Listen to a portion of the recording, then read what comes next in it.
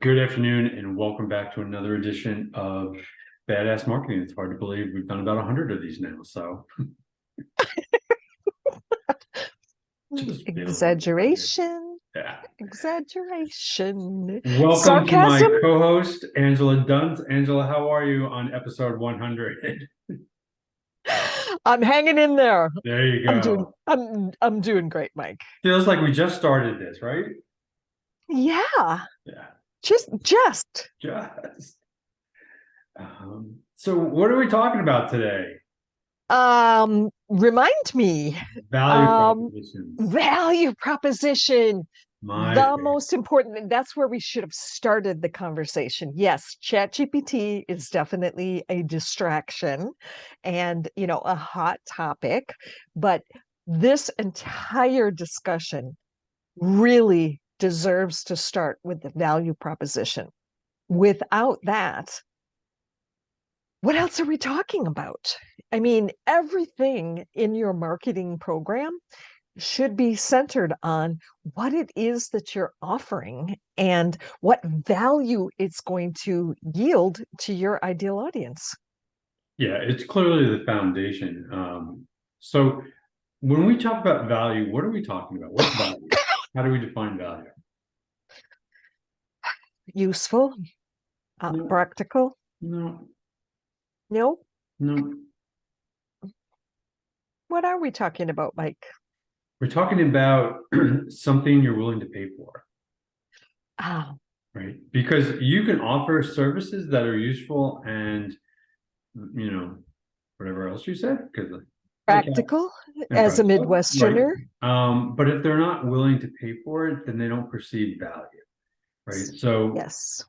and if you are anything other than a nonprofit, assuming you're in business to make some money, what you need is you need people to pay for your services, and you need to offer services that are of value to your clients.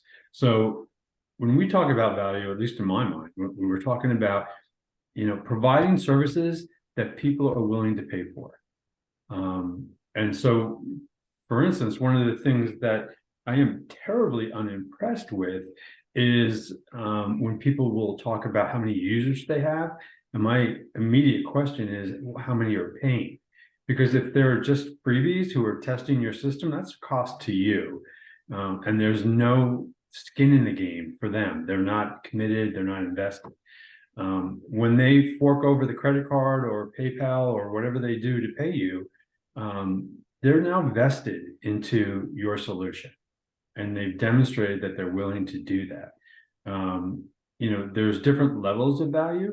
If your price is too high and people aren't willing to pay, that tells you that the value exchange for what you're asking for and what they're getting isn't hasn't been aligned. But at least in my mind, I think value is about you know the exchange of services for money and the perception that it's worth it. Right. So, when we talk about the value proposition, there's always will people buy this? Will people pay for this? If they're not willing to, they may think you have a great product, but if they're not willing to pay for it, they don't see value. Right. And so communicating that value is your primary objective. Absolutely. So one of the things when we do the value proposition is we break it up into several pieces. And the way that we break it up is, what is the problem that's being solved? What is the solution that we're offering to that problem? Who does that benefit? And what can they expect as a result of that? What benefits will they get? So who is your target audience and what are the benefits? And then ideally what we want to get to is a value proposition that you can incorporate all of that into a single sentence. Okay. So when Simple someone asks as you what you do, we help people who have problems with visibility gain awareness, so that they can have greater sales, greater conversions, things like that. So the problem, the solution, for whom, and then what the benefit will be. And that is typically what we're looking to incorporate when we develop a value proposition, is those four aspects. Yes. And it's much more challenging than it appears on the surface. And why do you say that? Other than because I tortured you when we worked on yours, but why do you Yes, and say it that? continues to torture me. Well, that's what I do. Yes. When I talk to people, so many times, well, marketing has shifted, markets have shifted, audiences have shifted, problems have shifted. So I think there's a lot of people right now that are not exactly in touch with the problem that they solve, the exact audience that they serve. And yeah, there seems to be an awful lot of disconnect that I'm running into. And I have clients who've never really thought about who their target audience was in a very practical way. So they're still saying, well, I can serve anybody that has this problem. Well, no, you can't. Yeah, I mean, we always say that, you can't sell to everybody because everyone has different needs, have different interests. So that idea of like, oh, we can sell to everybody, it's like, it doesn't work. You need to have a focus, you need to be, targeted, things like that. Yes. And, I continue to hear stories about how people's businesses have been completely transformed once they picked a lane. And that is really important. Do you have to have only one lane? No. You can have two different lanes. Some people have three different lanes, but you have to be really clear about what you do in each of those lanes so that you're in front when you're in front of that audience, your messaging is clear and it pierces people right through the heart. Yes, I need that, and I'm willing to pay for it. Yeah, and that's also why it's so important in developing this, is understanding what's the outcome or what's the benefit that they are going to have so that they can assess whether or not that's worth paying for. Yes. If I provided you a solution that gave you back 3 hours in your day, would you pay for that? Yes, I would. So, and most people were like, probably. And then how much would you pay for that? And then that's going to be, if you make $100 an hour and I give you 300, there's a $300 value for those 3 hours. If I charge you $500 for those 3 hours of time, that's not a good value proposition because it exceeds, the time that you saved, the cost exceeded what you would have done otherwise. But if I charge you $100 and you get back 3 hours and you can bill out for 300, clearly there's a value proposition there. Right. Right. And I think one of the things that gets to be a challenge for people who do marketing is we really have to communicate that what we're doing is income generating for our audience. I mean, at the end of the day, that is what drives value is, can I make more money doing X, Y, and Z? Yeah, I mean, because that I think goes into the idea of like, clarifying the benefits, right?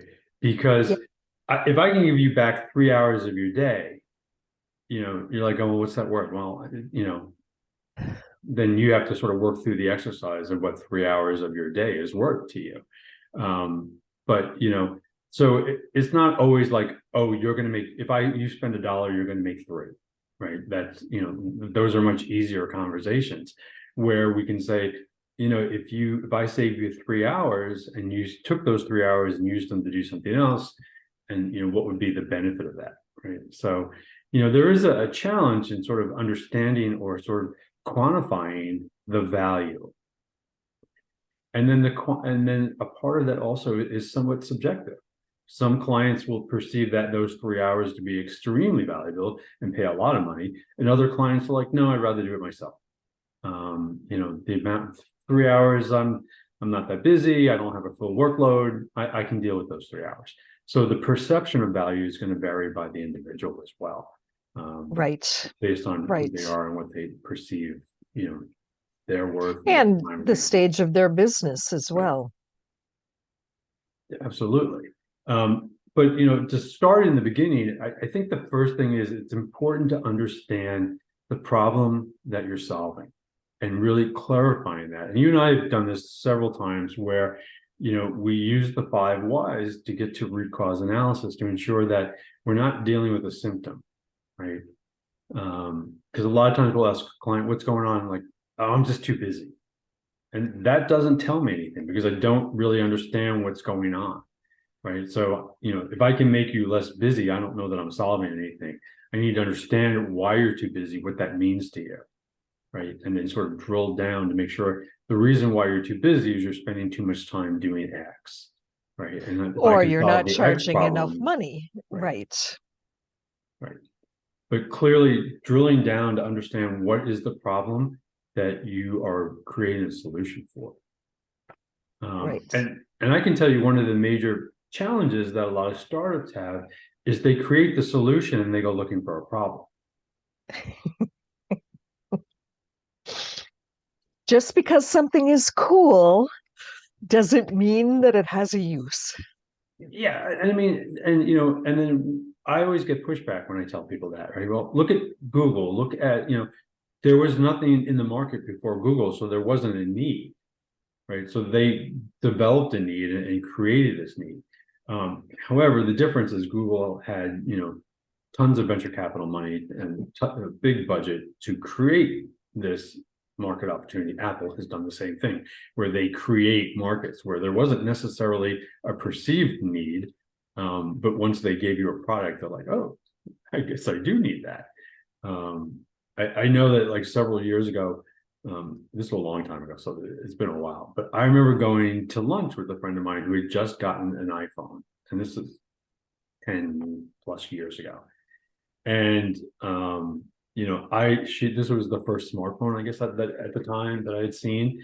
And I had a flip phone, which I was very happy with and seemed to satisfy all my needs. And I could not perceive the need for an iPhone, right? And the person that I was having lunch with was a corporate person on a corporate spending account. And like, okay, you've got a nice gift from your company, but nobody who isn't on an expense account is going to buy one of these things, right? Because I didn't perceive the need. Like I had a phone, it worked. I got phone calls, and I think I even, I don't know if I got text, but I got little messages, but texting clearly was not a thing yet. I remember at the time this person was showing me the iPhone and was terribly excited because they could roll dice by shaking their phone. Oh And dear. at this point in time, I think it was about an $800 purchase. And I'm like, yeah, I could roll dice too, and I can assure you it's not going to cost me $800. Right.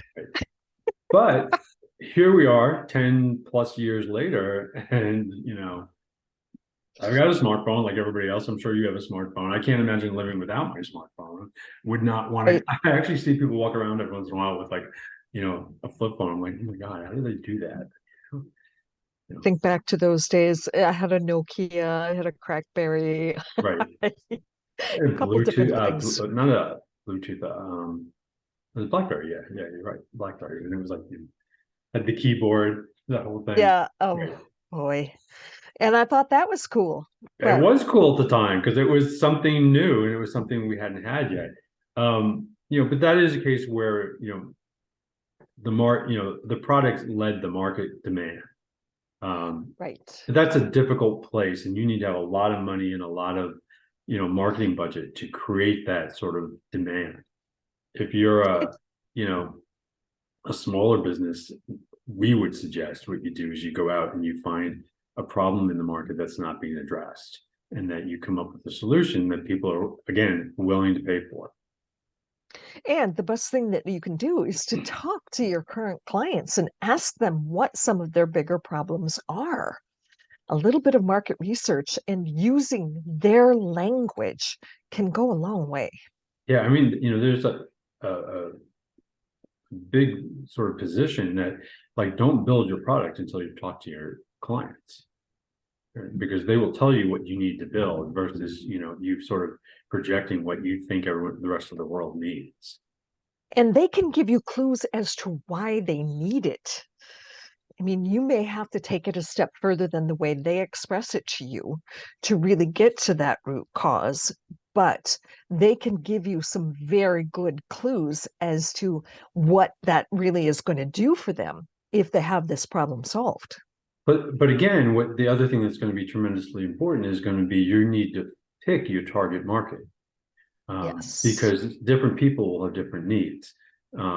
We teach a marketing class, and one of the exercises that we go through is personas and personal personas, because understanding what this person needs compared to what that person needs. And the exercise that we do, we typically come in and say, okay, here's the business. The business is you do kitchen makeovers. Okay, you need to develop the buyer personas for this, and we give you the three people that are the buyer personas. We give you a family of four with two young children. We give you an elderly couple, and then we give you an individual in her 50s living by herself. And if you look at those three profiles, when it comes to home remodeling and kitchen upgrades, they're going to be looking for different things. So you can't market to all three of them with the same messaging. You need a new kitchen, right? But think about this. What does the family of four with two young children typically need? They generally need more room. They need more space, more efficiency. And then what about the elderly couple? What do they need? They need simplicity. They need the easy access to things. Right. Uh, Things can't be up high, things can't be way low. You have to be able to open things relatively easily, things like that. The family of four may spend a lot of money on the oven combo and a bunch of other fancy things, whereas what about the woman who is a single person cooking solely for herself? Her kitchen needs might be different. She may not need all the fancy gadgets because she's not making big meals. right, exactly. So And she doesn't have four people spending time and doing homework in the kitchen. right. So she doesn't need the space. She doesn't necessarily need to do the volume. So, if you are a marketing person or you're a new business and you were that, kitchen remodeling and you went with one message, it would be really hard to resonate with those three different types of personas. So what we do is we look at those personas to understand what their needs are, because they'll have different needs. Right? And it's important to make sure that you're targeting your audience and understanding, what their needs are based on their profile. Right. And then you come up with a solution based on those needs. Ideally, the solution is, something that doesn't currently exist or improves upon what currently exists. One of the competitive positioning options for a lot of people is, well, you could just be the low cost provider. And we don't recommend that. Yeah. Nope.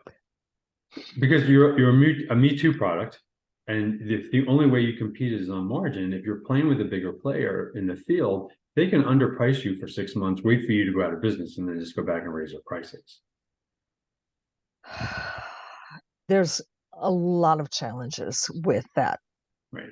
strategy. So one of the strategies we recommend that small businesses avoid is, if your competitive positioning is pricing, you're probably in trouble. Yep. Right. Because all those tire kickers are going to say, well, so and so did it cheaper. Yeah, I mean, and that's also another thing too, is setting your expectations when you come to the market. A lot of our clients will want to come into the market at a lower price. And once you establish that lower price, you can't move, because then your clients are like, "Whoa, it used to be $10 and now it's 12. Why is it more expensive? I'm not getting anything more." Right. So setting that expectation from the beginning. If you're going to sell this down the road for $12, and sell it down the road for $12 now. Because your client base will not be happy if you raise prices in a relatively short period of time. Right. Because then what you have to do is demonstrate the value proposition of why they should pay more for something they used to get for less. Yes. Or you have to add features, and that costs you. Right. And the problem is if you're adding features for the sake of adding features and there's not an unmet need and an unmet problem, they're not going to resonate. Bells and whistles. Right. I mean, the reality is, when it comes to product features, there's the 80-20 rule. 80% of your clients will only use 20% of your product. So we did some work around project management software, and Microsoft Project is a very robust project management software that's expensive. On the other flip side, or the other extreme, was Basecamp, which I think was $29 a month, but it had some really sort of minimal basic features. And yet, for most people, those basic features were enough.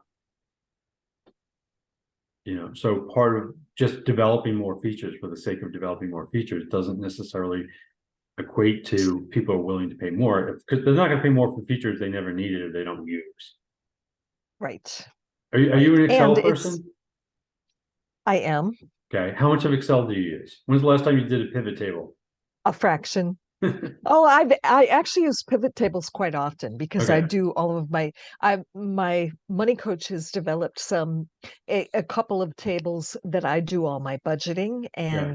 and my finances on, and he's a whiz But did at he give you a template? yes. Yeah. So you didn't And build the pivot table yourself. I did not. Right. I did not. But when it comes to using Excel on your own, how much of it do you use? Fraction. Right. So, Seriously, just a it comes to the fraction. question of like, how much money should Microsoft have spent developing all those features that nobody uses? Yeah. You know, And, when you come to small business owners, it's like every single one of these bells and whistles requires that you formulate a new habit and a new skill. They don't have more time. yeah, I mean, especially you're right, because especially if adopting a new product means I have to go through a learning curve. Yes. You know what I mean? So you'll know this, the audience won't know this, but you'll know this. I recently got a new computer and I've had some challenges with it. But one of the things is my old computer is junk. It needs to be upgraded. And but the problem that I have is like I know how my old computer works. Right. And I'm very comfortable with it. So I have the new computer sitting next to the old computer, and I tend to default to the old computer because it's like I know where everything is. I know, how to deal with whatever I want to deal with. I could figure that all out on my new computer, but like it's a learning curve. And I'm like, yeah, I'll get to it later. Right. So, if you're going to make your client jump through hoops, understand that there is a learning curve to adopting a new product. Yes. They may or may not be willing to give up their old computer, even if the new one is much better and you even paid money for it, it still sits there, right? Yes. Yes. Oh my gosh. I think everybody can identify with that. And marketing, everything about marketing is almost like a foreign language to our clients when we initially work with them. And being able to walk them through that learning curve there's some value to that. Sure, I can tell you what the strategy is. Does that mean you're going to use it? Well, but I think, like, for example, marketing is a great case of if you can, you know, very clearly articulate the benefits that they'll receive. They don't need to know the dirty behind the scenes how the sausage is made, right? We work with clients on SEO, and if we can show them how we've improved their ranking or their conversion, they don't really need to know, and they don't actually care how we did it. Assume we're not doing anything horrible, They get jeopardize results. them down the road, right? They don't want to. They don't want to know how we do SEO, right? And we're happy to tell them, but they're not interested. What they do want is, are you driving more traffic to my site? Is more of that traffic converting into sales? So one of the really important key elements of the value proposition is, articulating the benefits that people will get. And the benefits are what people pay for, Not the features. not the features. No. And the benefits, and if you're a good marketing person, the benefits are like if you can tap into, something, a feeling or something like that, where people are like, I want that, I want to feel good. When we look at most of the, big companies that do marketing, they're not touting features, right? They're promoting the benefits, how you will feel, how you Or would, a lifestyle. right? I mean, look at State Farm. What's State Farm's slogan? Um, Good neighbor. We're State Farm is there. Right. Okay. Like a good So there's neighbor. security, there's trust, right? Those aren't features, right? It's a feeling. It's a feeling. It's a benefit that you get that's, that is a warm and fuzzy. They're not telling you the minutia of their contracts and what, what's covered and what's not covered. And Peace of mind. yeah, the benefits that they're articulating are emotional. Yes. If I can save you 3 hours of your day, what could you do with that? And then you can go off on a tangent and think of all the crazy things that you could do with 3 hours in your day. Okay. I didn't tell you how, I didn't tell you why, right? I just said I'm going to save you 3 hours a day. And if that resonates with you, that's an important benefit. Would you pay to get 3 hours back in your day? You didn't even ask me how or what or I was going to do. You're like, yes, I want 3 hours in my day. Well, do you remember some of when the iPod came out and they first started some of their advertising and they said 3G, 3 gigs of storage. Mhm. Well, when they started saying 1,000 songs in your pocket, Yeah. it Who knows was a what three game gigs changer. is? Exactly. We didn't know what it meant at We that didn't know time. what it meant. But if I can have my entire music collection in my pocket, that I get, right? But 3 gigs, no, I have no idea. That's a feature. I have no idea what that means. Today, I Right. still don't know what it means. But it's just, but again, what they touted was like, what if you could carry your music collection in your pocket? Right? People are like, oh, that would be cool. I loved it. Yeah. Yeah, I had several iPods. They were very stealable, apparently. Yes, unfortunately. But, so let's go back, right? So we said four things: an Yes. unmet need and a problem that your client has, right? Why does it matter if it's an unmet need? If it's an unmet need, there is an assumption that they aren't able to fill it for whatever reason. They don't know how, they don't have the time, they don't have the solution. And it's something that keeps some people up at night. And if it's a met need, then the problem is then you're just competing with another provider. And the only place that you can compete with another provider is the cost, which if you recall earlier, we said don't do that. So, Right. The whole idea of an unmet need where there's not, a handful of competitors competing for the same piece of, bone is, this gives you the opportunity, your clients will be less price sensitive. You're solving a problem that they're looking for, anyway. And they can't find it in other places because, that's important. One of the important aspects, though, of this unmet need is to understand what their current workaround is.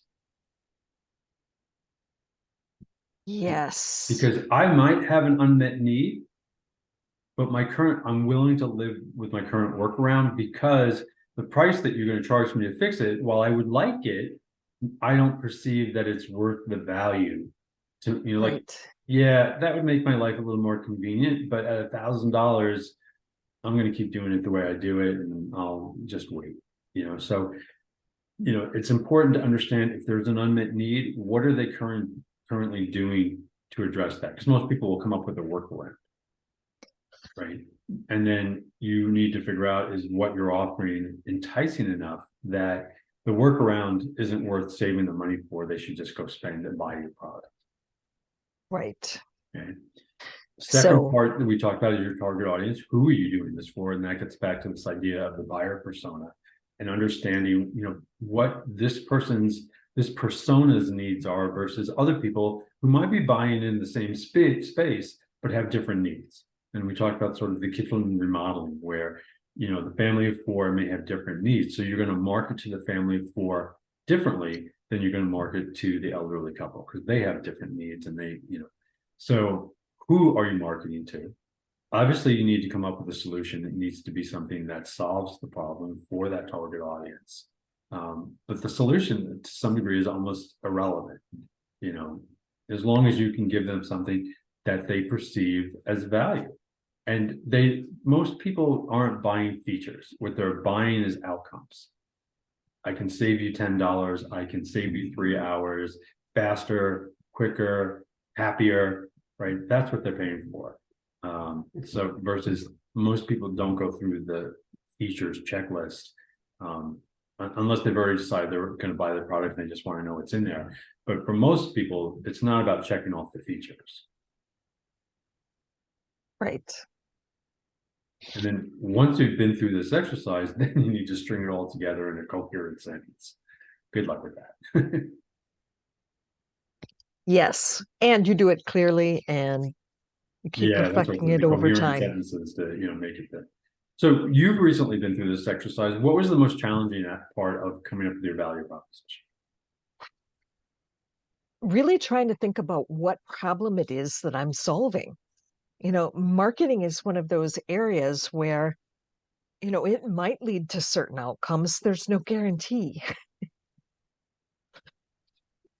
But what do you offer them, or how do you describe the benefit? So you obviously work with creating visibility on LinkedIn. So what do you describe to these people as the benefit of working with you? Well, and everybody's looking for something different. Some people are looking for it. They know that most of their business comes to them through referrals. So all they're really looking for is a well-branded, client-focused profile. Now, they don't know that. All they know is that LinkedIn doesn't work for them. So what do you tout as the benefits? I asked them, are you proud of your LinkedIn profile? Would you tell people to go there?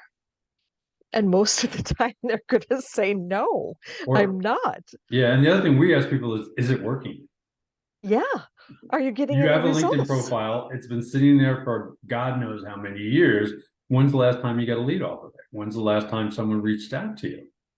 Right. Is it working? When's the last time somebody mentioned that they came to you through LinkedIn? Right. What was the easiest part, or what was the best outcome for you? Well, my target audience, I'm pretty clear about. It's just really thinking about it from their point of view is what I think is difficult for most people, not just me. And how did you do that? I started listening to my clients a little bit differently. Oh no. And and it's really funny because once you start listening, they all say basically the same thing. Well, I know I should be on LinkedIn, but I just don't know how to do it. Or LinkedIn is really frustrating and intimidating to me. So when you start taking some of those things and re-engineering them and say, what if it was easy? What if it was really easy to get clients from LinkedIn? And then you start to attracting their attention. What? It's easy? Well, and beyond that, what's the value of getting clients for them? Right. If you What's the had, benefit? right, if you had more of the right kind of clients and your monthly contracts were higher, and you could get rid of all the low end business, what would that do for you? So this is really about exploring the benefits. And there's a thing in sales where it's like get them to say yes, get them to say yes. Right? You're leading them down the path. Would you like more business? Who's going to say no to that? What Would if I you could like save you time? higher ticket business? Well, higher ticket, more focus, right? But you get them to start saying yes, so that when you get around to, oh, by the way, would you pay X dollars for that. And they're like, yeah, I guess I would. Right. And one of the things that I find with my target audience is because they'd have a referral business, they don't actually know that people look at their profile and say, nope, they're getting ghosted on LinkedIn and they don't even know it. So once I show them how they can see that and they start seeing, oh, I really am possibly losing business because of my profile, that's a game changer too. They really start to get more involved with how LinkedIn works. And then ultimately, like pretty much everything else we do, and you're starting to get into this, is we start to look at the metrics. Like, are we moving the needle? Are the numbers moving in the right direction? Is changing that number, does that result in something on the bottom line? Right. Looking at those numbers and sort of, And fortunately, my target audience is competitive.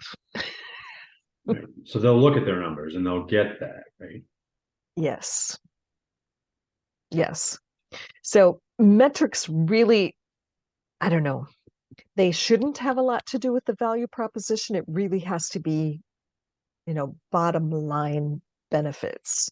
Yeah, but the metrics are a means to begin to measure the value proposition, right? Because Yes. when we market on, because we're going to market the warm and fuzzy, we're going to make you happy, we're going to make your life better, and all that kind of thing, and that sounds great, and that might even close the sale. But when we're actually working with the clients, like, what am I paying for, right? What am I getting? And the metrics can show that and can demonstrate that. And then it's up to them what they do with that traffic. But even the fact that you can show them, okay, when you started to work with me, you were getting 20 visits a month. Since you started working with me, that has increased, tenfold, and you now get 200. What's that mean to you? Right. And, since we started to work, your conversion rate went from less than 10% to over 40. What does that mean to you? What does that equate to in sales? Right. So I think, once you've landed the client, to continue to support your value proposition, we use the metrics to demonstrate what's the impact that we're having, right?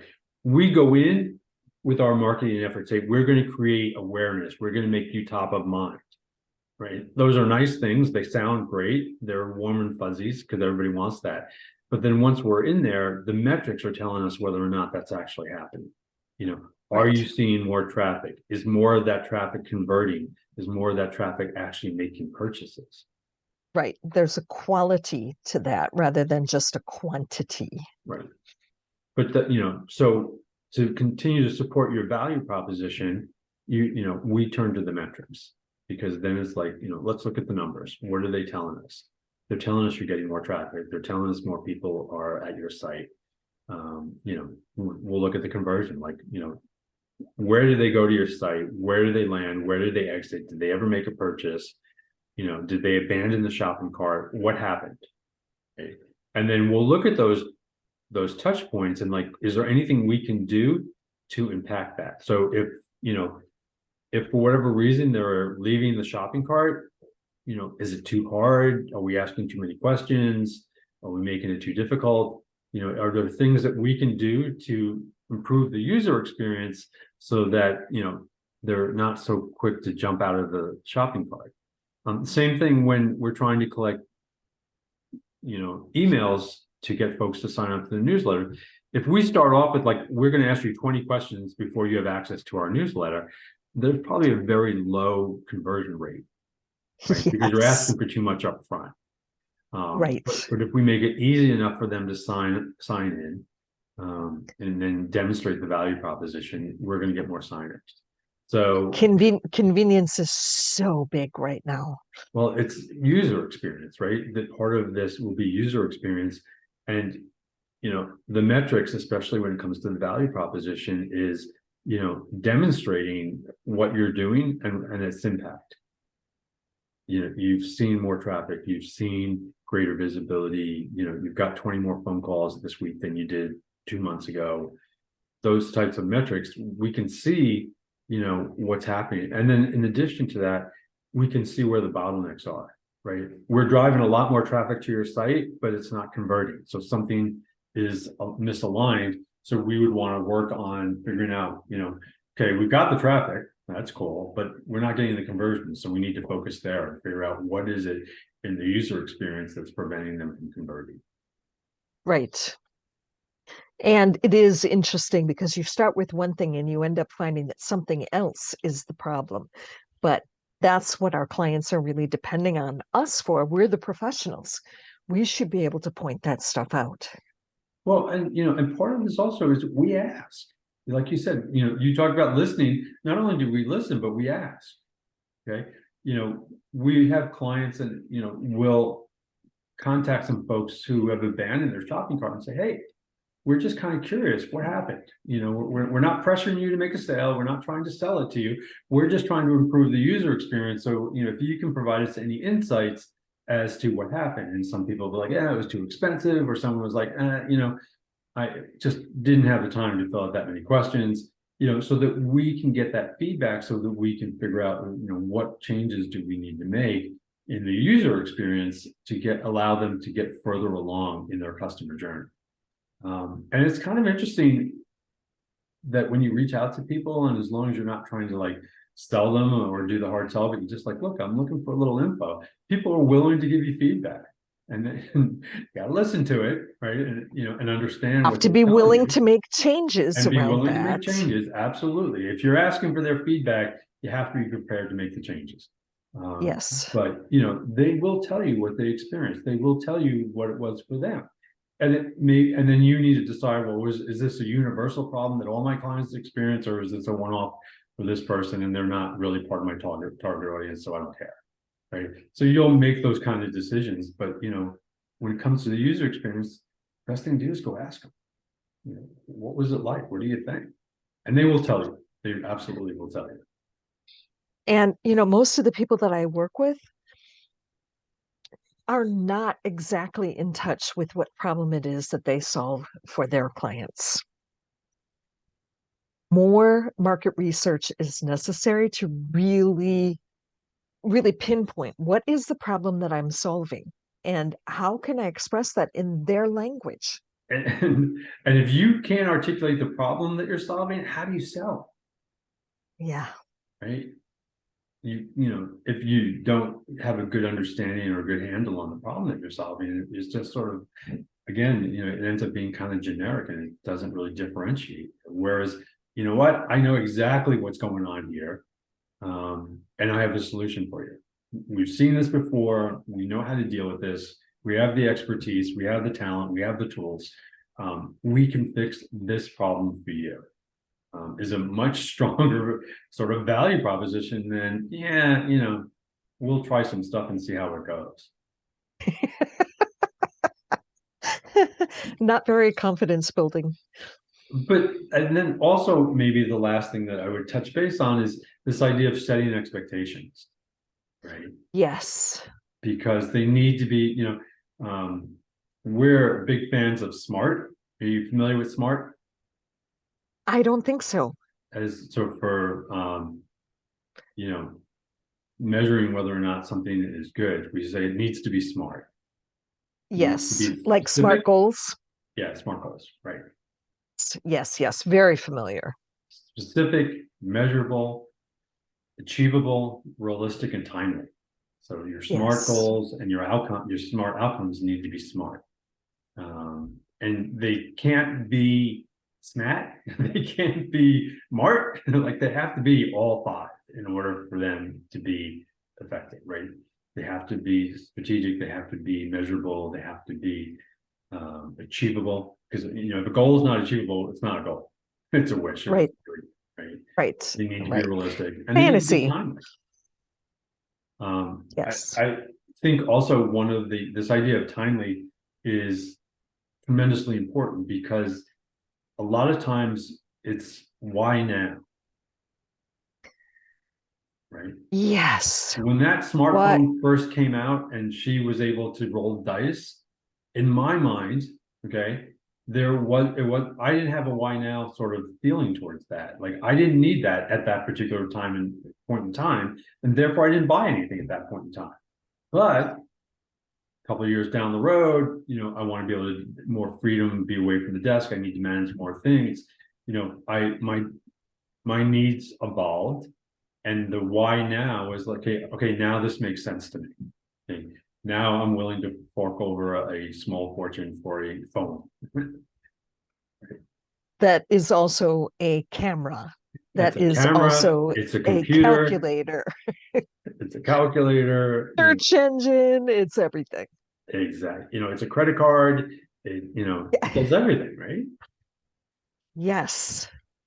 You And a phone. think it does that. Only people who call me are telemarketers, so I don't know, but because everybody else is on WhatsApp or something else, so who knows? But the sort of rounding out piece is there needs to be a timeliness to it, right? Why now? Okay, so if you're offering a solution and it's never existed in the market, and the client has a workaround that they've been doing for years, and you're suggesting that you have a solution that's going to require a learning curve, then you need to sort of be able to counter the why now. If you don't Yes, do this now, your competitors will, and you'll be left behind. Right. So right. you need to explain the why not now aspect of your offering. Your workaround is going to break, and then where will you be? Or your workaround is fine for you, but by the way, while you're doing that, your competitors are, engaging in sort of real-time technology and will leave you in the dust. And it's not something that is repeatable by someone else. It requires you. Right. Right.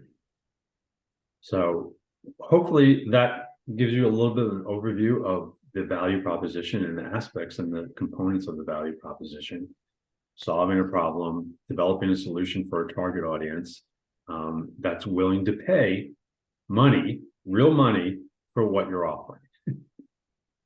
We're not talking And free talking, trials. We're not talking, they have to part with their cash. They have to put down the credit card, that type of thing. What's interesting is I bought an app this morning, and I'm going through it, I'm signing up and doing that kind of thing, and then it asked me for my credit card, and that was the make or break moment, right? Am I going to pay for this? Because up until that point, I was like, yeah, I could use this. This is nice, you know what I mean? And when it asks me my credit card, then I have to decide: is this real? Am I going to pay for this? And I did part with the credit card, so in my mind, that was the value was there. I wanted it. But that could, for a lot of people, especially when we're looking at where do they abandon that, asking for the credit card is the make or break point. And if you right, haven't demonstrated value before you ask for that credit card, you're not getting the credit card. right. And am I really going to use this? Right? Am I going to use it? And giving them my credit card, like I got to think about, like, am I going to use this? Am I going to actually do this? And a lot of times, like, no. So hopefully Bells that and gives you some whistles. insights. Any questions? Any thoughts? What do you got for me? Um, I think the part about setting up expectations is really important. It's not just the delivery, but it's how you communicate what they should expect next, and really making it a high touch user experience all the way through, not just in the sale and the marketing piece of it, but in the actual delivery. So next time we're going to talk about this, or this is what you should be preparing for the next time we meet, or whatever it is that, and here's what you should expect after we do this. Well, and even that, one of the things that I often caution our clients on is not over delivering in the beginning, Right. because you set the baseline. So a lot of times when you're a startup business, you're like, you go above and beyond, right? And then when you start to get That's not busy, sustainable. it's not sustainable. And then your existing clients are like, oh, you used to do this. You used to, take care of this. Why don't you do that? And you're like, well, it's not really in the contract, or it's not what we agreed to. And they're like, yeah, but you used to do it. Why don't you do it now? Right? Because you have set that, that baseline. Expectation. Yeah, and that expectation, absolutely. So one of the things that we caution about is if you are offering services that that you do today that you don't plan on continuing to do, stop, because you're setting expectations that will be disappointing when you take them away. Or try to Yes. upsell somebody like, oh, I know I gave that to you free for 6 months, but now you need to pay for it. And they're like, what? Why? And it's It very doesn't hard. doesn't feel right. Well, it's just so hard to find value in something that you were giving away for free. Right. But in the client's mind, they're like, but I used to get this for free. Now you want me to pay for it? Like, you know, I was happy to take it from Expectations you are for free, but now I don't know if I want to pay for that. Right. So set realistic expectations, don't over deliver in the beginning because you have to live up to that. So, if you don't plan on, look at down the road, like, that's nice when you have 1 or 2 clients, but when you have 20 clients, are you going to be able to do that? And if the answer is no, then don't do it now. right. Well, Angela, as always, it is a pleasure. Hopefully this information on the value proposition folks find helpful. If you have any questions, leave them below in the comments and we'll be happy to get back to you. And we look forward to seeing you again on Badass Marketing. Awesome.